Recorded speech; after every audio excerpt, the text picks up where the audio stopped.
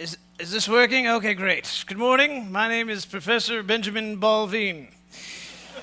It's a pleasure to be with you this morning. I am a professor of religion and religious studies at the Christian University, and well, your pastor asked me if I'd come and share a story that happened not too long ago. It's a story I actually don't really like to talk about, but it seems like maybe it might be good for you people. Yeah, perhaps you've heard of me. I have a number of religious works that have been published, and I'm sought after around the globe for my knowledge in ancient languages and ecclesiastical matters of importance. So perhaps you have heard of me. The story your pastor asked me to tell, it happened a couple of years ago at our university. Now, let me start with this. I don't know if you've ever met someone who is, well, kind of full of themselves. Arrogant, they just a little inflated. It just so happened that one of those kinds of professors had made their way to our university. He was traveling through town. He was an itinerant professor, but he stayed a little long, and pretty soon, the kids were really into him. He was all the rage, as they say. It was becoming problematic for us as a faculty. You see, he was disrupting order and the things that were of importance to us, and of course, following some of the important guidelines we had for the university. We weren't really sure what to do. So we were a polite bunch, and so we attempted to politely help the man recognize that he wasn't really welcome. And he didn't seem to get the message. So we had some conversation amongst ourselves, and we hatched a plot. And sometimes you have to, you have to do what you have to do. And now, granted, I will acknowledge this. This man had a great deal of charisma, and he was good with prestidigitation. For those of you ill-equipped in your vocabulary, that's sleight of hand. He did some magical things, it seemed, along the way. So I will admit that he had a great deal of influence, and I was intrigued with a few of the things that he had to say. But he was dangerous, quite frankly. So we were sitting around the lunch table as the faculty, and we were having a conversation about how we might move this man on. And one of our graduate students, Martin, bright young man, he's studying theological studies, he brought up an idea, and it was a good one. For you see, we knew that the professor had a special assembly that was going to happen. The entire school was going to be gathered, and that would be an opportunity for us to discredit him in front of everyone in one full shot. So it was definitely an opportunity. We just needed to know how to seize it. Well, between Martin and another one of our faculty members, they were identifying that this man had two dominant characteristics. The first was that he never seemed to break any of the rules. He sometimes changed them, but he never seemed to break the rules, and so that seemed to be a big deal. He wanted to somehow uphold the rules, so maybe if we could catch him in breaking one of the rules.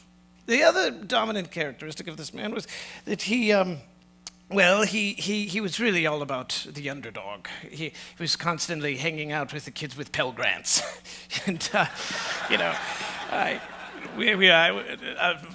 personally would rather hang out with the best and the brightest, and the kids would have the right blood, but, he was that, looking for the wounded lamb kind of man.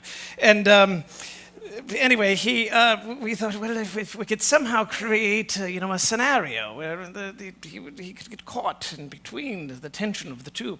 Martin, the bright young grad student who was a biblical theological studies major, he said that he had an ex-girlfriend who had recently become engaged to another boy, and he felt like, he still had a sway over her, so to speak, and that he might be able to woo said lass back to his bedroom. And, it's sometimes you have to do difficult things to get rid of the poison in the midst. And so we agreed it was a good plan. So Martin set it up, and he was right. He apparently had what those young people have, this powerful sway over the young lass, and sure enough, she came back to his apartment, and it just so happened that his roommate bust into the scene right while things were happening. And the roommate happened to have his cell phone handy and taking a picture while he was walking in. Granted, I'll acknowledge it's a bit of a coincidence, but we thought it might work. We had the evidence. Now we just had to make it happen in the assembly. Well, Martin, a bright young man, he had it worked out because he knew that his ex-girlfriend, who he was now sleeping with, who was now betrayed her fiancé, that she had a presentation at the very beginning of the assembly. So she would be on stage with the itinerant professor. They'd both be in the same place at the same time. And so the great day came, the assembly was happening, and sure enough, the young lass got up. She was sharing about, I don't know, helping with poor people or some falderall. And then she was in the middle of her presentation, and Martin snuck over to the computer, and he we of course edited him out. We didn't know, we wanted to make sure we preserve his dignity. But we had a picture of the young lady caught in the act, and so while she was talking, we threw up the image behind her. Oh, you should have heard the stickers. People were making comments, gasping in the room, and she didn't know what was happening. She was looking at the audience, and eventually she realized that people were noticing something she didn't notice, and she turned around, and there was the picture of her caught in the act. She turned several shades of red, and we felt like this was the moment. And the professor, almost on cue, we weren't terribly surprised, walked over toward the young woman and stood close by and gave her a look. It was kind of a look of solidarity, as if she wasn't alone, I guess. And anyway, he stood there, and on cue, we of course had talked about this as a faculty. The deans had been sitting across the front row with some of our key religious leaders, and one of the deans stood up and he said, "Professor, well, this is one of the students here in our school. Well, clearly, she has broken the rules, and the rule book says that if you are caught in this act of sexual immorality, that you are, of course, meant to be expelled. And here she is on stage talking about doing nice things, and yet look at her behavior. Professor, what say you?" And we were feeling good about the moment because we know how he feels about the little wounded lambs, and we know how he is about upholding the rules of the code of conduct. And, well, he did something we didn't quite totally expect. He didn't do anything. He stood next to the young lady, and he walked over to this digital overhead we have with these dry erase markers, and he just started doodling. That's it. He just doodled. The girl was standing there, the deans were asking questions, he doodled. I was standing near the door just to make sure the young lady didn't bolt. We had to make sure we kept this whole thing intact.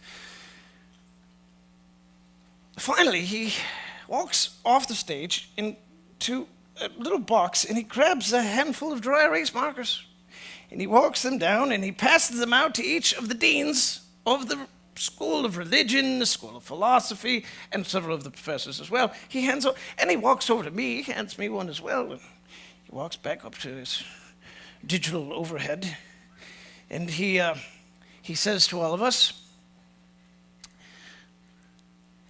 "Anyone here who has never seen a TV show or a film with sexually explicit material, anyone here who has never deleted their history based on things they had seen on the World Wide Web, anyone here who has never had a sexual fantasy, please come and write your name on the board." And then he went back to doodling. Well, it was a bit awkward in the room.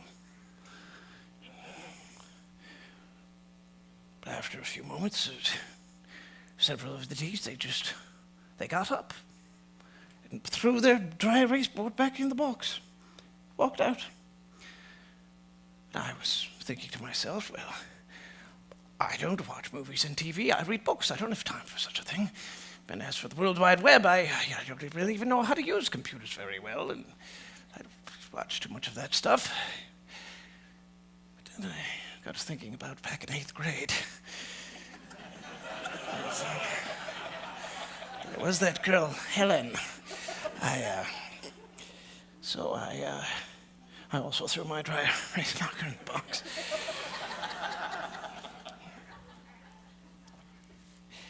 I don't really know what happened after that because I left the room too. The whole thing was a bit awkward, and eventually we were able to be successful with this young professor. We were able to get rid of him. We trumped up some charges. He died. And I just thought maybe it'd be good to come and share with you that you should watch out for tricksters and those who think they're clever and think they know a lot. Sometimes it's important that you just don't believe. Good job.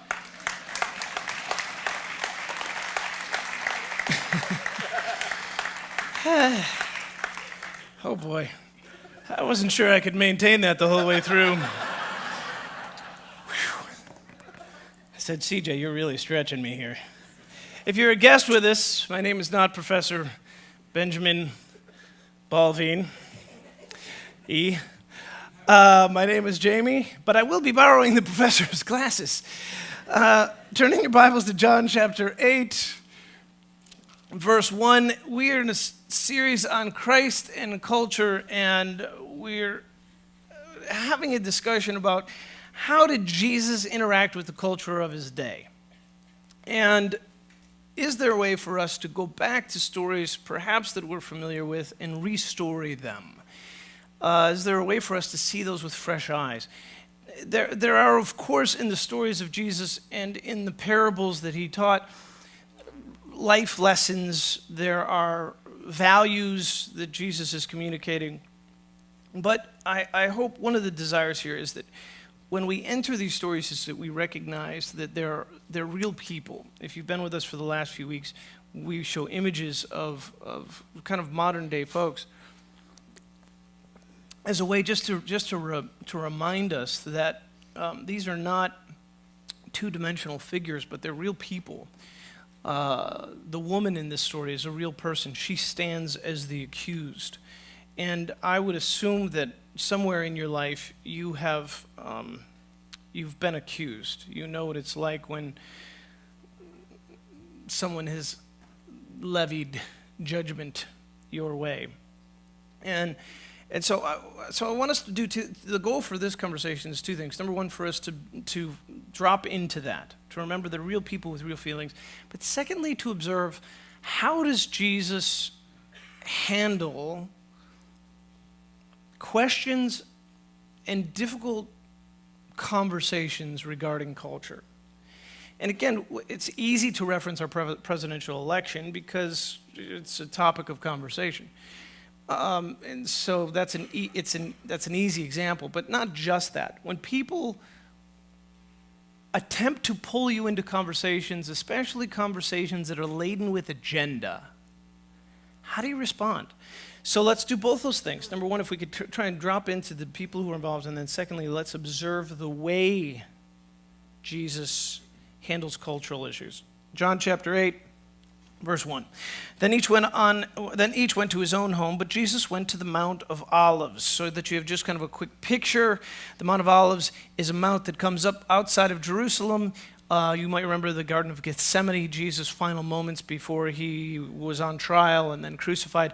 That happened on the Mount of Olives. On the backside of the Mount of Olives is a little town called Bethany. Jesus' friends, Mary, Martha, and Lazarus, three of his closest friends, lived in a home there. So it was not unusual that Jesus would spend the day in Jerusalem, would spend the evening in the Mount of Olives. He might have a time of prayer, might have a time of solitude, might have conversations, and then head over the mount to just go stay with his friends that night. So that was to kind of have a little bit of a rhythm of his life.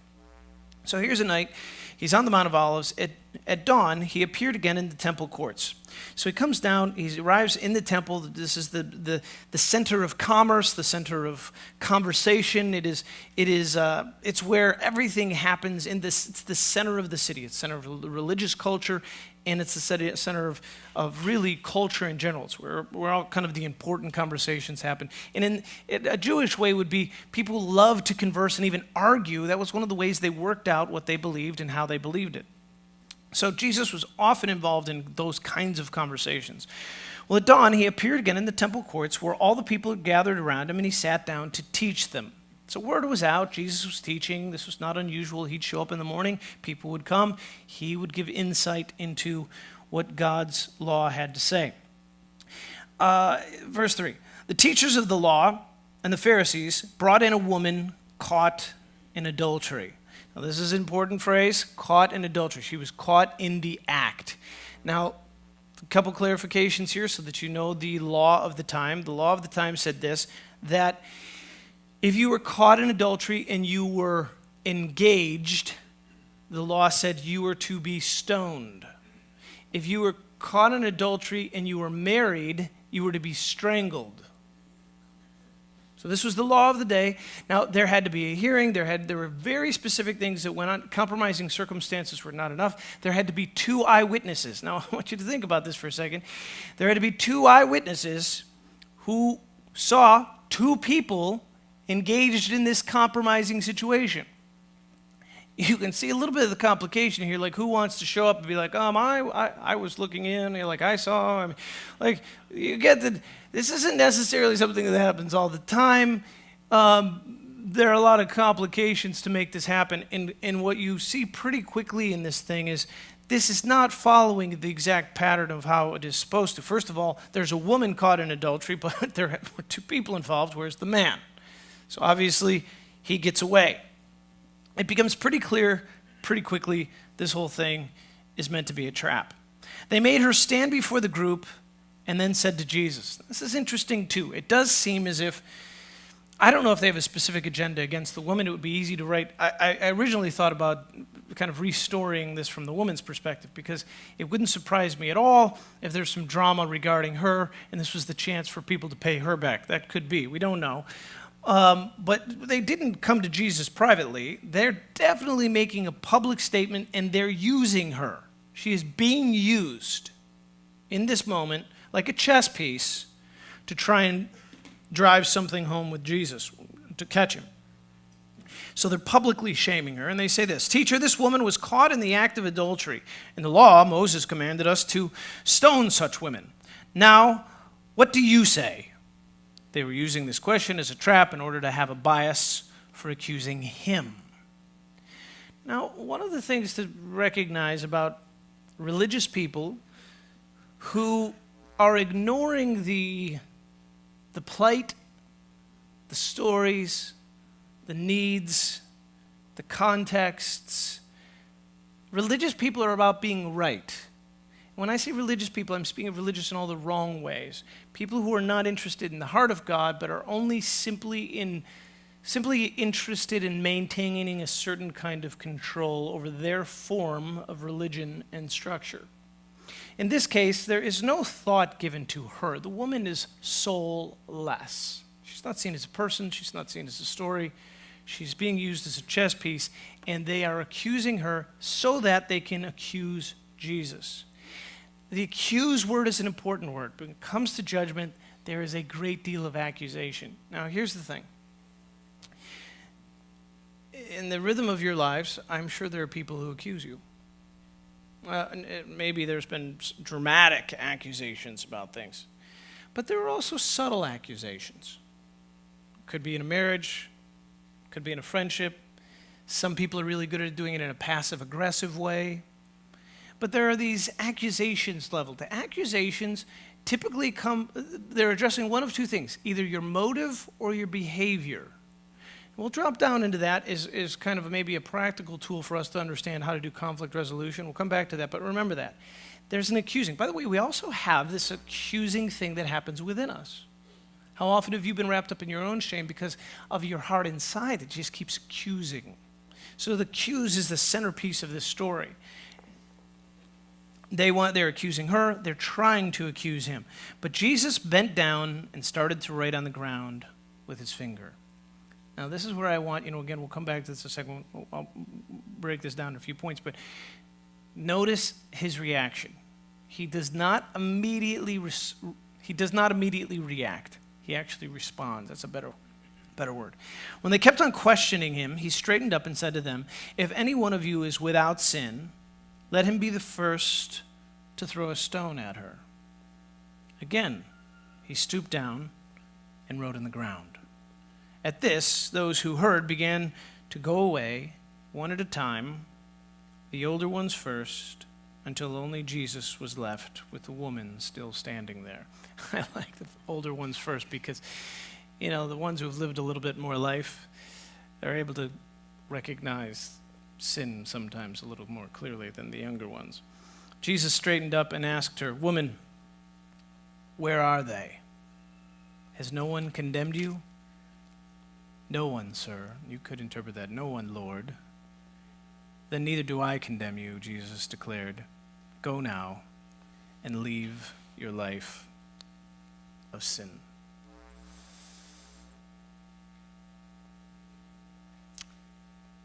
If you want this week, you're looking for a way to kind of spend some time with God, maybe spend some time in this passage, and in particular, just sit right in that for a minute.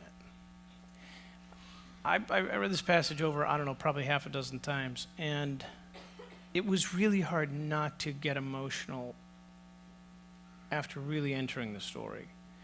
Because if you really place yourself there, that day, that woman standing there, she's not just being publicly shamed, but understand this, her life is in the balance. She knows the law. She recognizes that what's happening in this moment is that not only is there this question of her infidelity, but there's a question of whether or not she will be put to death.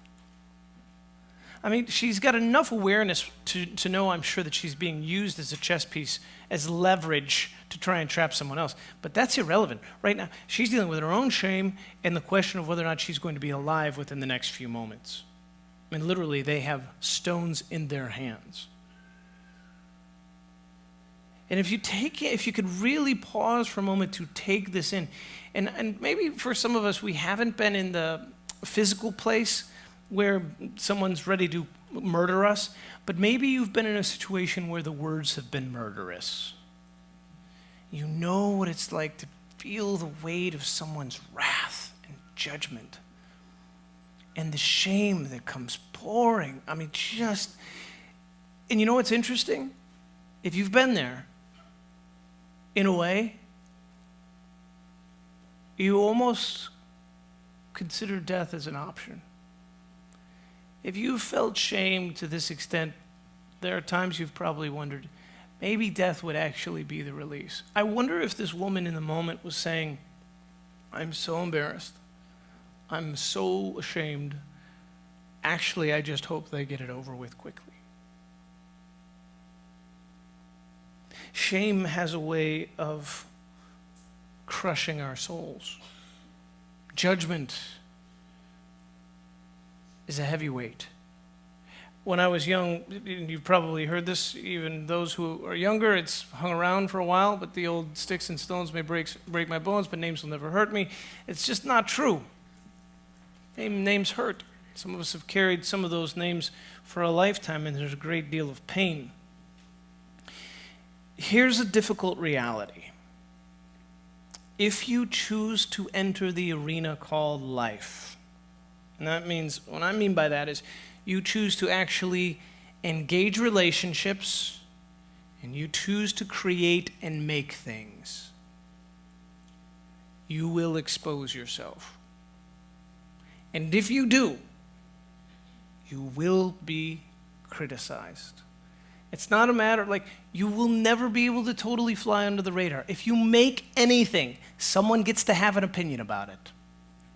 And there's a pretty good chance, probably someone in your family has no problem offering their opinion about it. And by the way, the making and creating could be the fact that you went forward in faith to be a parent, have a child. It could be related to your career. It could be something that's a hobby. But if you make and create and you engage relationships, you will be criticized. I love what Brene Brown says here. She says, if you're committed to creating, if you're going to show up and be seen, there is only one guarantee.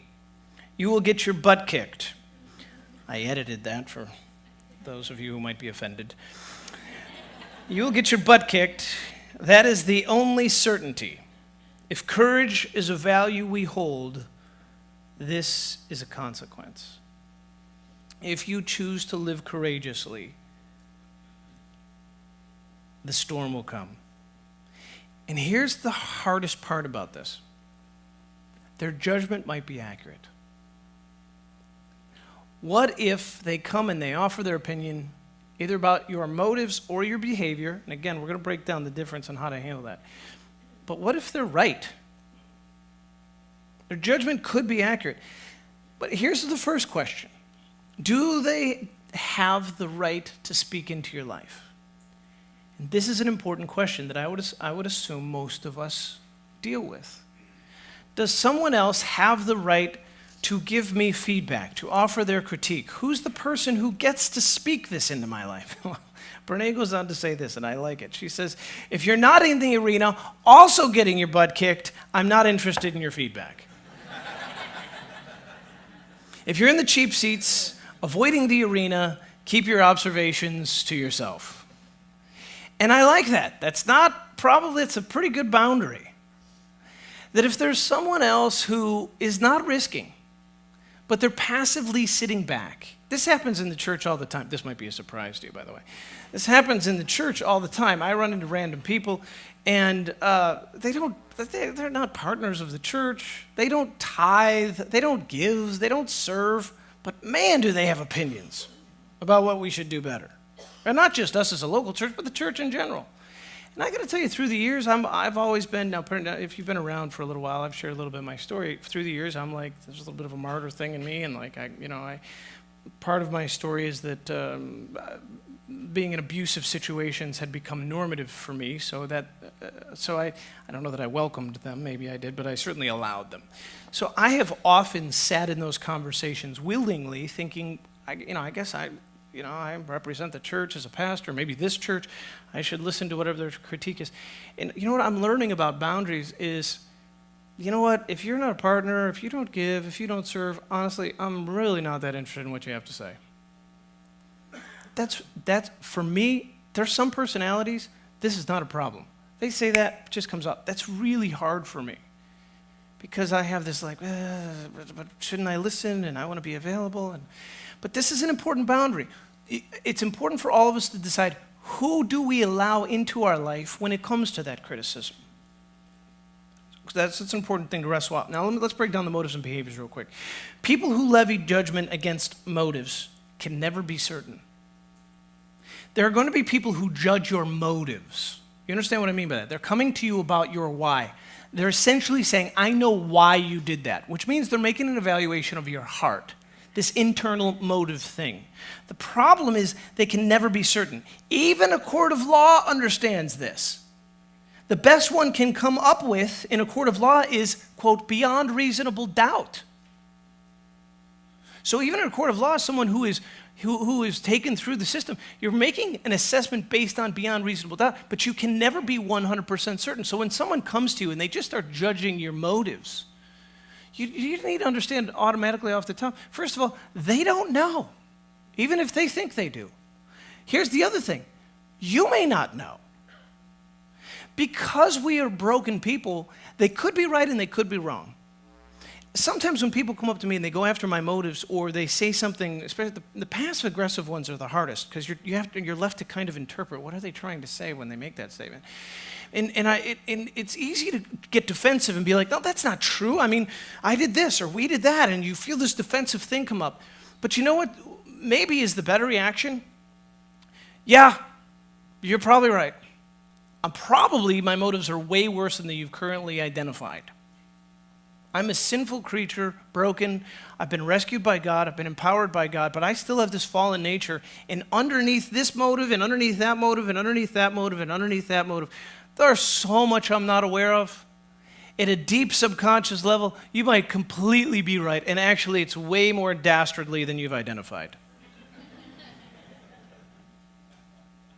Just call it out, because they can't be certain, and neither can you. What does the Bible say? Only God can judge the thoughts and intents of the heart. What does David do as an example for us? He sits with God and he says, would you search me, O God, search my heart. Bring up what I'm meant to be aware of so that I can deal with what's in front of me. And if God doesn't bring it up and you're not aware of it, you can't be responsible. What's at the sub-level? You don't know. It could be. It could not be. But you're walking as you know with what you know. So know that when somebody comes and they judges your motives, they're talking about the why. They're talking about why you did it. If they're making an observation about behavior, that's what you did. This is a little bit more objective. And again, if it's somebody that you welcome into your life, they want to make a judgment or a criticism about what you did, oftentimes that's actually, especially if their heart is true, that's the best kind of criticism. Because, boy, if I had a behavior and I didn't see what I did, help me. I want to change that. That's behavioral. I can adjust that. So break those things out. When people come at you, recognize if they're coming with motive or coming about behavior, break those out. And here's one of the ways you do that. You do that by dealing with the abstract. The abstract is the most difficult thing to deal with. I had a guy walk up to me this week. He walked up to me, put his hand on my shoulder, and he said, well, I heard things were getting better at Journey. True, and I wrote this down because I wanted to make sure I got the quote exactly right. He said, you know, if things were as they are now, we wouldn't have left.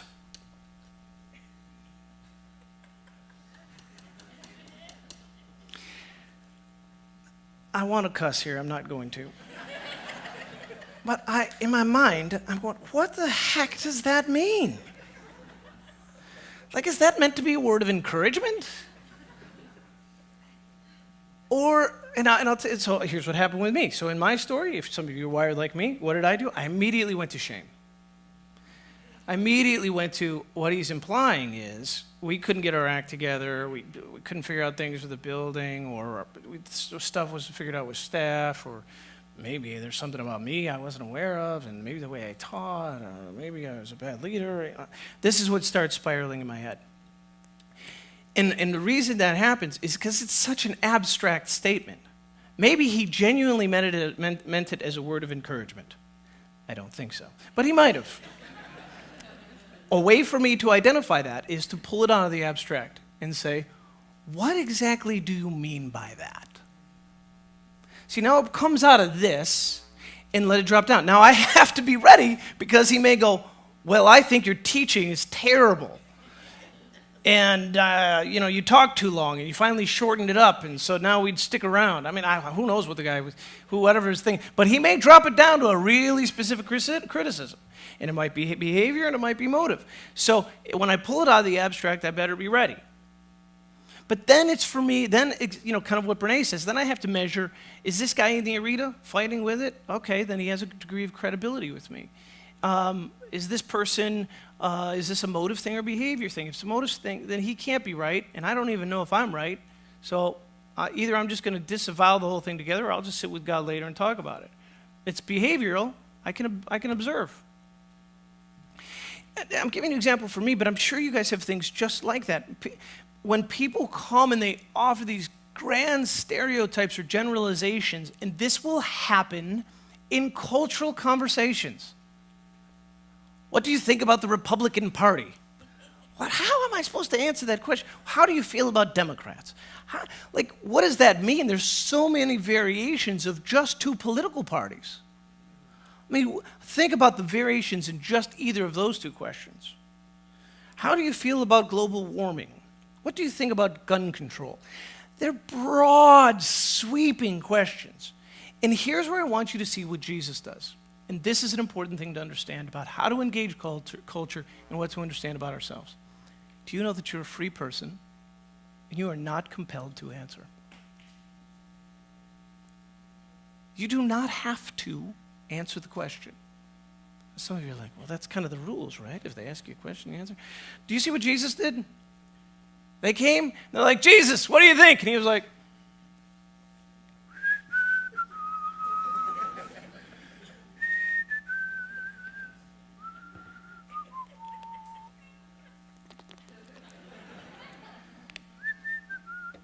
hey, I asked you a question. Mm-hmm.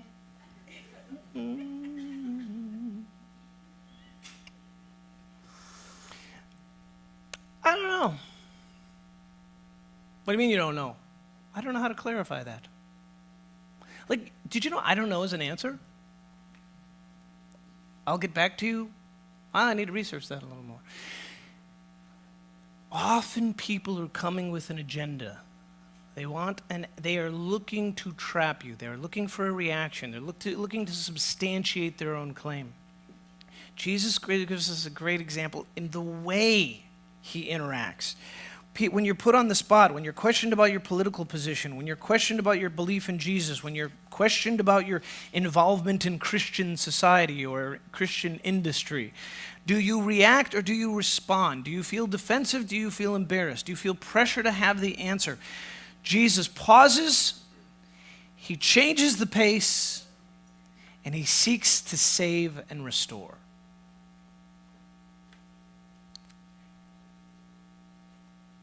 When he's asked about the woman, he says in essence, whichever one of you has never seen fantasized about someone sexually, you get to cast the first stone. You get to hurl the first critique.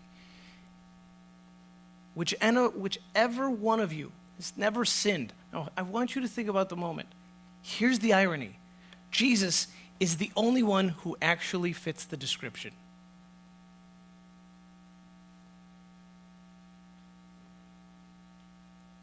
He who has never sinned cast the first stone. Everybody walks away. He's left. He's the only one who's never sinned. So he's actually the only one with the right to judge the woman. And what does he say to her? Is there anyone here left to condemn you? No, sir. Neither do I condemn you. We learn something about the heart of God in this moment. We learn something about who Jesus is. And Jesus is the distinctive revelation of the Trinity on the planet. Instead of throwing a stone, he spoke of forgiveness. I don't think it's accidental that he put his hands in the dust, in the dirt. I wonder if his mind was going back to the creation story. Humanity is made from this dust, but breathed life. And life was breathed through love. Instead of throwing a stone, he speaks of forgiveness and a new beginning. It's not that sin is handled lightly, but that sinners are offered mercy. Jesus changes the conversation from a legal one to a personal one. And when things get personal, the men abandon the woman and walk away from this decisive revelation of God. And the men walk away uncleansed and full of shame. The woman remains in the presence of Jesus, and what happens? She's cleansed and empowered.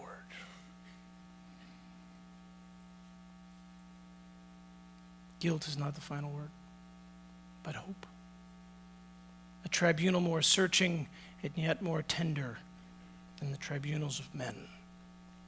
When it comes to the accusations and judgment of others, Jesus has different reflexes. He pauses, he changes the pace of the conversation, and he seeks to save and restore. Would you bow your heads and close your eyes with me?